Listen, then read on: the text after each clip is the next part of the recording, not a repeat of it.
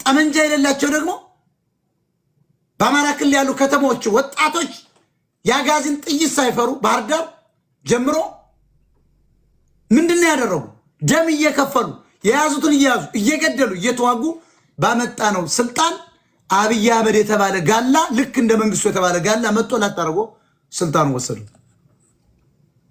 እነገዱ ሸጡት። ይሄን እንኳን ታስተውሉ። ጋሎች ሁሉ ጊዜ ስልጣን ይነጥቃሉ። አማራስ ተዋግቶ ወደ ድህነቱ ነው የሚመለስ።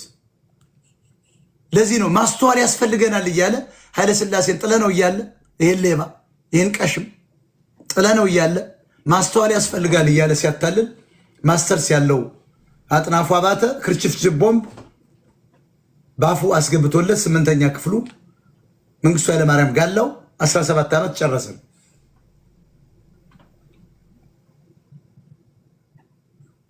አብይም ያደረገው ያንን ነበር። አማራ እያመፀ እየሞተ ጥይት እየተኮሰ እየገደለ ጋላ ደግሞ ድንጋይ እየተሸከመ መንገድ እየዘጋ አብይ ቀስ ብሎ ስልጣኑን ከአማራ ላይ ነጠቀው።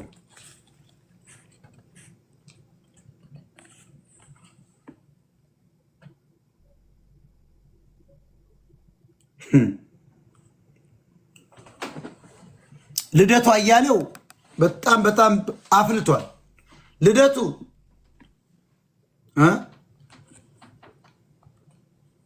የሚናገረው ንግር ሰምታችኋል። እየወጣ እየቀባጠረ ነው። ህዝብ አስጨፍጭፈህ እናትን ለትግሬ እያስደከልክ ፖለቲካዊ ጋብቻ ፈጽመህ እናትህን እኮ ትግሬ ነው የሚያደርጋት አይደለም? ይህ እኮ መናጤ በቃ መጥፎ ሰው እኮ ነው። ካድ እኮ ነው። ትግሬዎችን ዋሻ መደበቂያ ለማድረግ የፖለቲካ ጋብቻ ፈጸምክ። አማራ የሚባል የለም እያልክ ወሎ የተፈጠርክ ሰው ሃይማኖት ነው እያልክ እናትህን ለትግሬ እያሰረርክ የፖለቲካ ጋብቻ ፈጥረህ ተላላኪ ሆነህ ህዝብ አስጨፍጭፈህ ምርጫ በመጣ ቁጥር በቴሌቪዥን መስኮት እየወጣ መንግስት እንዲቀጥል ያረክ ሰው ነው እኮ። ልክ ደሳሌ ጫኔ ዛሬ እንደሚያደርገው ትግሬን መደበቂያ ነው ያደረገው። የኔፓል አመፅ ብልጽግናን መብላት አለበት ይላል። ኦሮሞችን አይናገርም። ብልጽግና ነው የሚል አብይ ነው የሚል የትግሬ አስተሳሰብ ነው ያለው። ትግሬዎችም ያን እንደዚህ ያለ የሚሉ ከህዝቡ ጋር ችግር የለባቸው። ወንበር መቀያየር ነው፣ ስልጣን መቀያየር ነው ያዙት። አየህ፣ ብልጽግናን ብቻ ሳይሆን አመፁ ሲነሳ አንተን ልደቱንና ሌሎችን የሚበላ ትግል ነው የሚነሳው። 5041 የአዲስ አበባ አማራ ወጣት አስገድለህ ያለቀሱ ቤተሰቦች አሉ። አንተና የአንተ ቤተሰቦች ያለቅሳሉ። ነማዛ መሐመድ እነ ይልቃል ጌተ ገዱ አንዳርጋቸው እናንተም በዚህ በምትጠሩት አመፅ አማራ ይጠርጋቸዋል፣ ቤተሰቦቻቸውም ይጠረጋሉ። እንደነዚያ እንደጠረገቻቸው አማሮች እናንተ ደግሞ ታለቅሳላችሁ በፈንታችሁ። ለምን ካላችሁ ባንዳ ናቸው።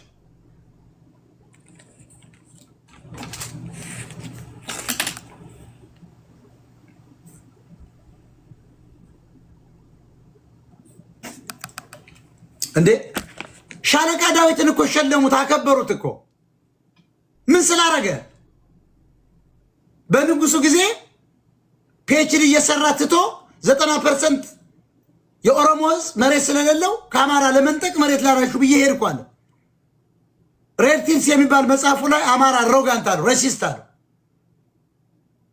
ምን ይላል? ዝቅ ብሎ 17 ፔጅ 17 ላይ እኔ ከትምህርት ቤት ከአሜሪካ የሄድኩት ኦሮሞችን ላግዝ ሲሄድ ይላል መንግስቱ የኦሮሞ እንደሆነ ስላወቁ መንግስቱ ኃይለማርያም የተገፋ ኦሮሞ ነው፣ በዘሩ ኦሮሞ ስለሆነ ልረዳው ሄድኩ፣ ከአማራ ጉልቱን ለመንጠቅ ሄድኩ እያለ ሲወጣም ከሀገር $300,000 ዘርፎ ሲወጣ እያያችሁ ህዝብ እየተራበ የእርዳታ ኮሚሽን አስተባባሪ ሆኖ ኃላፊ ሆኖ ሳለ አማራን በዘመኑ ሲወጋ የነበር ነው። ከናባቱ ሻለቃ ዳዊት ትባላለህ። መጋለጥ አለብን። አሁን ይህን ሰውዬ ለምን ሸለሙት ካላችሁ አንደኛ አንደኛ ፋኖ አዲስ አበባ አይገባም ስላለ ሸለሙት። ተመልከት፣ አማራ በህይወቱ ባንዳ ነው። አማራ በህይወት ታሪኩ ባንዳ ነህ እንጂ እውነተኛ ሰው አትሸልምም። ሁለተኛ አማራ ትምክተኛ ህዝብ ነው ስላለ ሸለሙት። ትናንትና አያችሁ፣ ዛሬ አያችሁ፣ ሻለቃን የሰጡትን ሪኮግኒሽን ተሰጠው እኮ።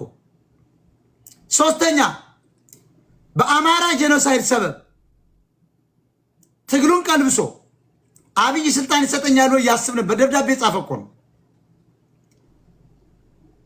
ሃይማኖት እንጂ ህዝቡ ምንም አልሆንም በሚል ትግሉን ስላበላሸ።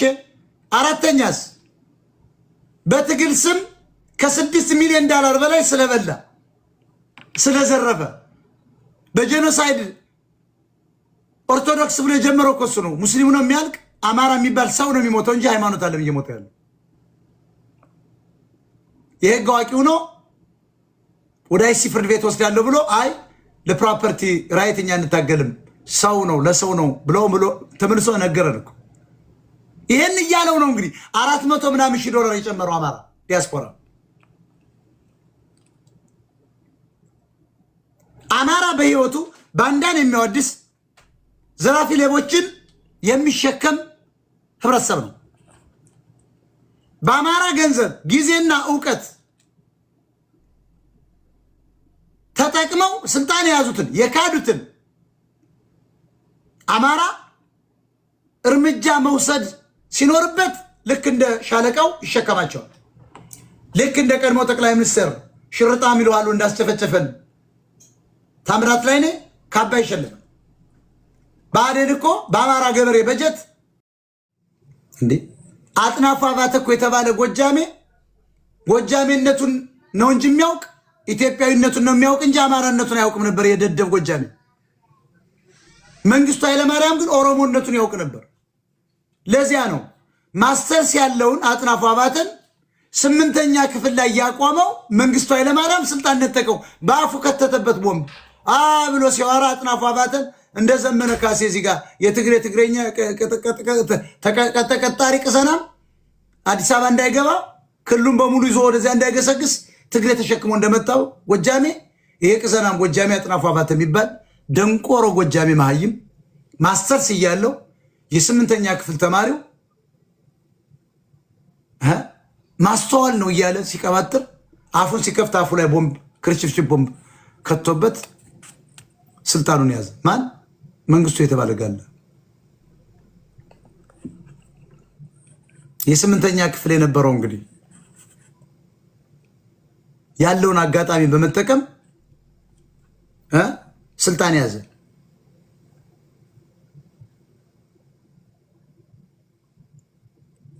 ተመልከቱ። ማስተዋል ያስፈልገናል ይል ነበር አጥናፉ አባተ። እንዳሁኑ ዘመነ ካሴ አንድ ቀበሌ መያዝ የምልክ ቤተ መንግስት መያዝ ነው። አስረስ የሚሉት ደግሞ ከካም ትናንት ወጥቶ አያቶቻችን የተዋጉ እና አበበ አረጋይ በዚህ ነው፣ ነብላይ ዘለቀ በዚህ በተራራው ነው። አየው ቤተ መንግስት እኮ ትግሬዎችን ይዞ ለመሄድ ነው። አየው ክፋታ፣ አየው አስረስ የሚሉት ጠላት ንግግሩን ሰማችሁታል። ሰው ይጥፋ እነዚህን የሚያጠፋ ያልጋጋ አጥናፉ አባተ ማስተርስ ያለው 8ኛ ክፍሉ ጋላው መንግስቱ ኃይለማርያም ግን ክርችፍችፍ ቦምብ አፉ ላይ ያስገብቶበት ነው ስልጣኑ የቀመው። ትናንትና አስታውሱት የ7 ዓመት አማራ በተዋደቀበት ጋላ መንገድ ድንጋይ ይዘጋል፣ ግንድ ያረጋል። አማራ ግን ጦርነት በጥይት ይፋለማል። ግንባሩን በጥይት እየተመታ ጋላ ድንጋይ ይደረድር ነበር። ድንጋይ ራስ ስለሆነ ቄሮ አስፋልት ይቆፍር ነበር። አማራስ ደም ነው የከፈለው። አማራ ግን በጦርነትም ጠመንጃ የሌላቸው እንደምን መሳፍንት ያሉት በጠመንጃ የጎንደር ጀግኖች፣ ጠመንጃ የሌላቸው ደግሞ እንደ ጎጃሚዎች እንደ 100 አለቃ ደርቤ ያሉ ጀግኖች